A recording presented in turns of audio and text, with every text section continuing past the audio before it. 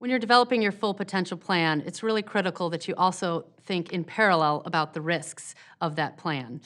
For example, there are many external risks that you may not be able to mitigate, things like environmental changes, regulatory changes, but the majority of risks you actually can plan for and mitigate.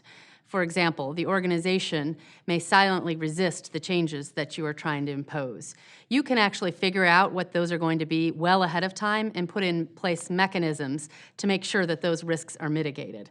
Part of your full potential plan as a CEO is, of course, addressing risk. You don't need us to tell you that. There are industry risks that you're well aware of. There are risks within your organization that you need to mitigate, but there are also macro risks. And these are risks that not only will you be playing against agile other industry participants, but that the entire playing field could change. And the question is, how do you think about those? What is the timing? What are the signposts you need to recognize those macro risks? And how can you mitigate risks that are exogenous to your organization? What are the actions you can take to make you stronger in the event that one of these risks comes about? So what are the risks that matter? Break those up into how those might come about. So are we looking at oil prices? Do we need to look at oil storage? Are there certain costs or drivers that we know will indicate a change in the likely outcome?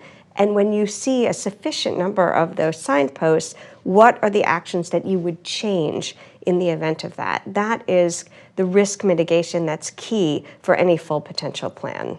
A great growth strategy can still be derailed by risk, especially technology risk, such as a large systems project going off track or failure to keep up with the digital capabilities of competitors. So as CEO, you can help by being personally involved in managing this risk, such as by ensuring that projects are delivered in small increments with value all along the way and customer feedback in the process. You could also hire a chief information security officer that develops a comprehensive plan and reports regularly on that plan, including involving third-party risk assessment. When we're thinking about full potential, we very much put M&A on the agenda. We often find CEOs think about full potential only as an internal set of actions that they can do, things like driving productivity or talent. But without M&A, you are unlikely to actually have a full potential plan. The reason I say that is because those companies that do M&A have much higher returns to their shareholders than those companies that don't participate in M&A at all. So if your aspiration is to have the highest shareholder returns, M&A has to be part of the full potential agenda. And M&A does not have to be risky.